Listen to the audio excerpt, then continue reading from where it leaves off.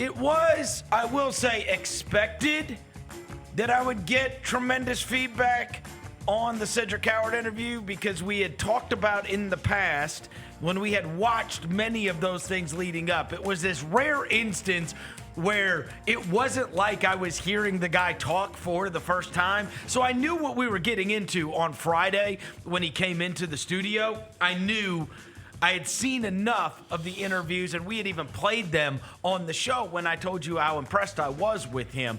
But even with that, it was overwhelming, the amount of people that reached out to me that had something to say about Cedric Howard being on the show, and how either teams, people saying, I wish my team would have taken him, or just obviously astonished that that is not what a rookie sounds like. And you guys know, for the last 25 years, I've brought in all manner of rookies, right? I've sat in the, from the O.J. Mayos and the Hasheem Thabits and the Damari Carrolls and the Sam Youngs to the Wade Baldwins to you name them, right?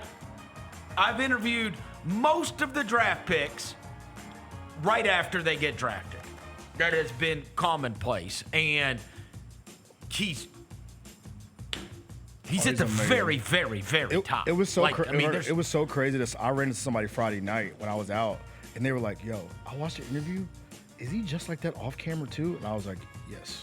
He really is. It was like that. It was that amazing that the person was like, yo, is he really like that in real life? I'm like, yeah, he's. It's not an act either. It's not an act. It just, and obviously got to meet his family. They were great, and he talked about how great his support system is, like his agent and his family and everybody. And they were all wearing Coward jerseys. They were all excited to be here, and so that was super cool. And so we had family coming in over the weekend, and I didn't get to come down. They made the press conference at 6:00 on Friday night, which made it very difficult to attend. So I was not there. You did go. I was there, yeah. All right, so that was, I did see pizza. some of the clips of Javon Small and Mashack, Jahmai Mashack from the University of Tennessee. There's the picture of the three guys. People immediately said, well, guess Luke Kennard's gone because Javon Small has got Luke Kennard's number. Yeah, that's crazy. So that was a pretty good indication. And I guess Tyus Jones ain't coming back. He became Mashack 21. Yeah. Yeah, and now Coward can be the best 23 in Grizzlies history. No question. Yeah. It ain't going to take much. If he's not, we have got a huge problem on our hands. Don't be a blind basketball player. All right, so what'd you take away from being at the thing? There was a lot of dog talk for sure. Yeah, a lot of dog talk at the press conference. A lot of lint talk too. A lot of what? Lint talk. Link. What's his name? Tumas brought it up. Oh. About how important kind of like length defenders is going to be a big thing for him. Like guys with they have long wingspans, guys that can get in deflections, get in passing lanes, i.e. Oklahoma City, right? He brought that up, and also he said he's going to coach the summer league team, which I thought was cool. Also, they coordinated; they all had black on. Yeah, I wonder if that was on purpose. What do you think? Definitely, they definitely got the email. You think so? Yeah. That they all decided to wear black at the same time? Wear black together. All right, so one of the things you mentioned, you passed over, was Tumas Isola, the head coach of the Memphis Grizzlies, is going to be coaching Summer League this year. We did get news this morning that said that he has added to his staff, and I told you guys to try to Google this guy. Penny Collins, who is the head coach at Tennessee State, is stepping down from his post at Tennessee State to take a job with the Memphis Grizzlies, which just seems incredibly strange, right? Yeah. Like, I mean, what is the connection there? And then you guys went and looked it up, and sure enough, evidently Penny Collins played with Tumas Isola in Finland. Yep. They played together in Finland. Years ago, it just so happened the head coach at Tennessee State University was a former teammate of Tumas Isola, and so now he is leaving his post at Tennessee State to become an assistant with the Memphis Grizzlies. Kind of a cool story. Yeah, like, what are the chances? What are the chances that the head coach at Tennessee State was a teammate in Finland of some Finnish guy that played professionally over there? Yeah, 2007 they played together there. Right, now he's from Nashville too, so he's kind of like the assistant coach for his home state team. Where did he play in college? Where did Penny Collins play in college? Where was his college career? Because he went and obviously played overseas post college. Let me see. Let me look that up real quick. I will say he got his nickname from same way Penny Hardaway. He said his grandma gave him that Belmont. nickname. Belmont. Okay. Played at Belmont. Nashville. He had Nashville to the core. He's from Nashville. Played in Nashville. He had a 2-year pro career. He played at Belmont from 2002 to 2006. He was a 4-year starter there. He was the captain of Belmont's first ever NCAA tournament appearance in 2006. He left the school as the all-time leader in assists and steals at Belmont. He played 2 years of pro ball. One in 2007 in Finland, where he was a teammate of Tuomas Isolo. What a story! That's crazy. In 2006, he played in the then D League for the Bakersfield Jam. That's an insane story, bro. Full circle for real. Like, who knew? Like that connection in you said 2007. Was Tuomas really good in the Finnish league? Man, he is tall as a mud, bro. Do you know? Tuomas. We've never even looked it up. Solo stats. You know what I mean? Like, obviously, we just had 9 games with the guy or whatever it was, and then the playoffs. I got at you. The end at the end of the season. It's a very short amount of time till we started doing the dives on Tuomas Isolo. Okay, But, so Let's see. Here we go. Yeah, here we go. He was a solid player. Yeah. he's not bad. Not bad. Tuomas. did he always play in Finland? Yes. Well, what's this one? We don't know these leagues, bro. We don't know Okay. these teams. Yeah, they all look like they're in. The Finnish these, league. These teams are. One of these is in the. We got to what find is some that? highlights of him. Yeah, we need some. You know what I mean? We need some Tuomas highlights. For sure, and because now he is the only reason this has all come about is because we got that news this morning that this guy Penny Collins, who's the head coach at Tennessee State, is now going to be one of his assistants with the Grizzlies. But that's neither here nor there. He is coaching the summer league team. Yes. It seems like a wait and see. I'm not getting hopeful about the Cedric Coward playing in summer league thing. Everybody's giving very non-definitive answers about this. Cedric Coward says he wants to play.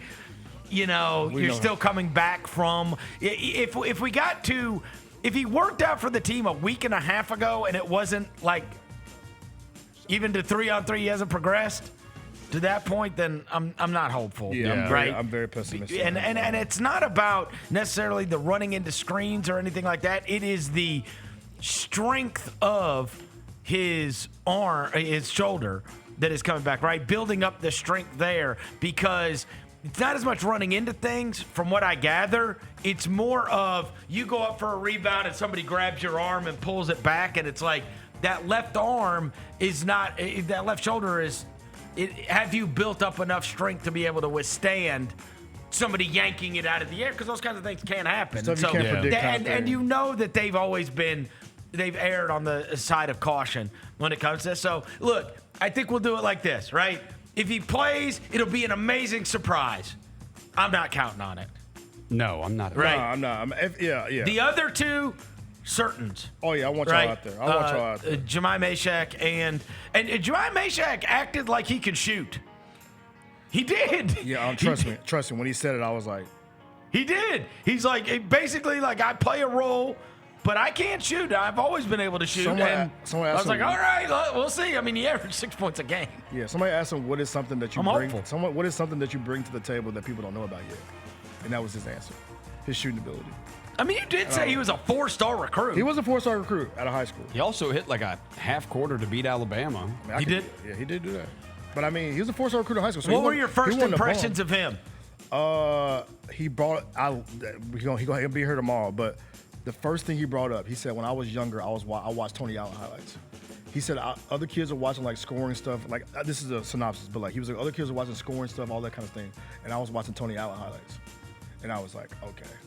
I like And that. it seems believable. Yeah, like the way he plays, you know what I'm saying? Yeah. Like it's not just I'm in Memphis kind Right. of thing. He was like, I was watching Tony Allen, and that someone asked him about kind of being a dog. Like, where do you get that kind of mentality from?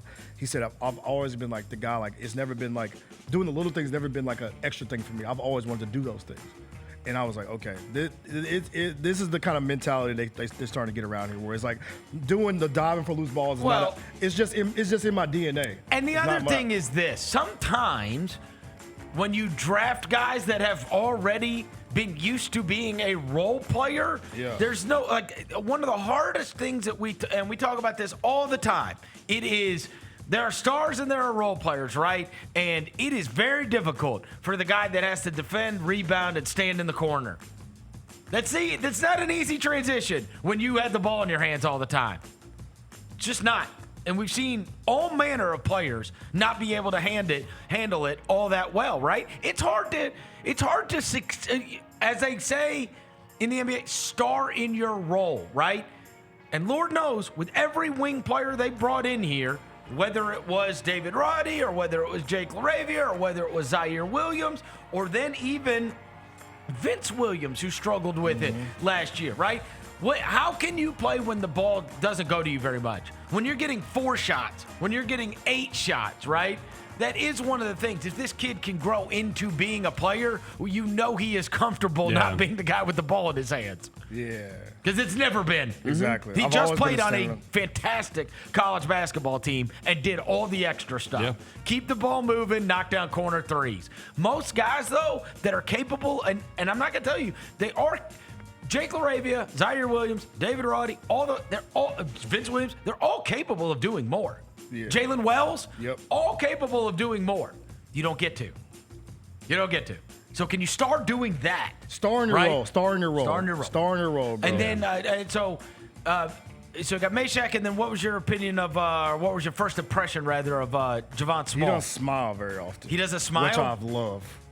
Not a big smiler. Oh, really? Not big on the smiling. Oh. What's he upset about? He just got drafted. He was, bro. He's got a 2-way contract. I could probably with the Grizzlies. I could probably count on his hand how many times he smiled. So Really? He was not smiling a lot. I mean, he smiled for like a photo for like 2 seconds, but like he was like, I was like, okay. You think he was nervous? I don't know. He wasn't smiling that much though. He did say his pops was in the student section at Oklahoma State. Thought it was funny. He was like, bro, my pop. Did he bring up Grandpa? That's what I'm saying, granddad. Oh, Grandpa. He said granddad. Did like, we get him? So he said you will see him. Boy! My boy. My boy! I guess we gotta find a way to get Pops courtside. But he did bring up how much he said he drove me to every game. So he said when I got drafted, it felt like my granddad got drafted. That's awesome. He was like, it felt like because he's been on this journey everywhere. Yeah. Like down the road. He said when I was at Oklahoma State, my granddad was at every game in the student section. He was like, I would look up and see a 6-year-old in the student section, like, oh, what is he doing? It's awesome to see. yeah. Those are the great moments of the NBA Yeah. draft, right? Yeah. And certainly that was one of the great moments of the second round of the NBA know we- draft. Whether that you was know the we played Grizzlies, against whether them, it right? would have been the Grizzlies or whether it would have been any other team, that moment was going to happen. And I'm glad it happened for a player that they drafted. You know he played against us, right? Who? He was at East Carolina. Javon Small. Yeah.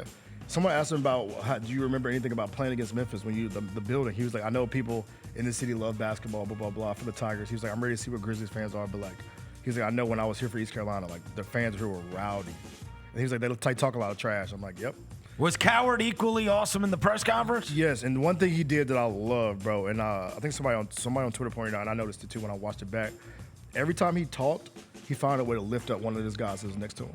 Oh, interesting. Thought that was pretty cool. Yep. Like if somebody made a point, like if let's say Mashack made a point about something, he would go out of his way to be like, go back to the reference what he said and be like, yo, lift up the guy next to him. I thought that was pretty dope. Because like, it tells you like, bro, like all around just good dude, bro. Just good dude. Because he's getting the majority of the question. No question. Yeah, exactly. Yeah, but he's the guy that's he went gonna out of his get the way to, majority like, of the bring questions. up the 2 dudes that are sitting next to Yeah. him. Like, so I thought that was pretty dope, bro. So Cedric, he won. You thought all in all, you walked out of the press conference being hopeful about these Yeah, three. I'm just excited about. I'm excited about Ced. I think Mashack can maybe be like a little guy we bring off, clamp somebody It'd be down. South Haven. Yeah, Yeah. But This is prove yourself, right? Yeah. The Grizzlies have done a very good job of evaluating talent, putting them on 2-way contracts, and then converting them. guess who popped up at the end though? Who? Your boy GG Jackson popped up. Yeah. He popped into the press conference towards the end to like just say he was like dapping up everybody, telling everybody congratulations. Then Kleiman was like, "Bro, you're like this. You're like younger than them. What are you doing in here?" Oh, he is. Yeah, he's younger than all the is. rookies. Is He's Gigi Jackson absolute- younger than all of them? Yes, he Gigi is. Jackson Gigi's, is. Howard's 21. Yeah, Gigi's 20. He just turned 20. He just turned 20? Yeah. Wow. Javon Small is 35. 20, No. And Mashack's definitely like 33. yeah, Mashack's 33. Yeah, he's he's been a in man. college for 85 years. Yeah. But yeah, he's younger than all 3 rookies. Gigi I'll is. be damned. So he popped in there. He was telling them congratulations, being Gigi, shaking hands, kissing babies, So yeah, it was cool.